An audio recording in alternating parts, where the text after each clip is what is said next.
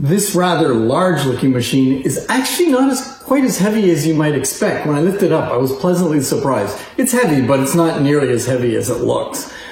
This was made by the U.S. Phonograph Company, and they were founded around 1908, and they came out with everlasting cylinders. Now, there were two companies making that type of cylinder that both use the word indestructible or everlasting at some point in their history, and so it gets a little bit confusing, but this is the U.S. Phonograph Company, and they made U.S. everlasting cylinders, and they also made Lakeside cylinders in both 2 and 4 minutes, and that was around the period of 1910. Around that period, they started to produce phonographs, and a lot of their stuff is actually pretty nice, but it does have one particular problem, which I'll talk about in a minute. But this company produced machines that are inside horn and outside horn machines, because that was the transition year. There was roughly changing from having outside horns to the inside horns. So you got Edison coming out with the Ambrola 1, which got this company into building something that was similar to that, a tabletop version of an Ambrola. This is the Model Grand, and the problem, well, let's open it up and take a look here.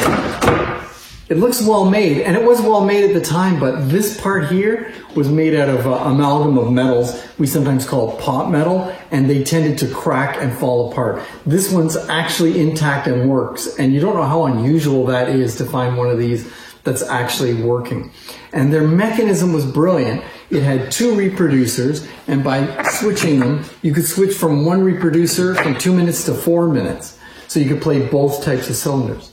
When you engage the 2 minute, it would change the gearing so that the feed of the reproducer across the record would be appropriate at 100 turns per inch for 2 minute. And then when you switch to the 4 minute reproducer, it did more than just switch the reproducer. It switched the gearing again to something so that it's 200 turns per inch. And so you got a finer pitch, and so you can track a 4 minute record. So I'm going to bring you in and take a look at this, and I'll explain what I'm talking about. Okay, if we look inside the grill, you can see it was actually wood grained in there with mahogany. And so the metal was wood grained to look like this mahogany here, which, yeah, very nice. Very well made. There's a US decal. Okay, we come down here. Let's take a look. There's the mechanism, and you can see it looks like most mechanisms, kind of like a bit like an Edison machine. And there's the reproducer, and I can switch from 2 to 4, and on the back you can see reproducers moving as I move that. And then to move it across the record, you put it in that position, and this is 4, oops, and this is 2. Gotta be careful with that. And as I said, this is one of the few that actually works. So let's play a record. Turn it on. What's nice is it's got this little pointer. I don't know if you can see that. It will get me to the start of the record.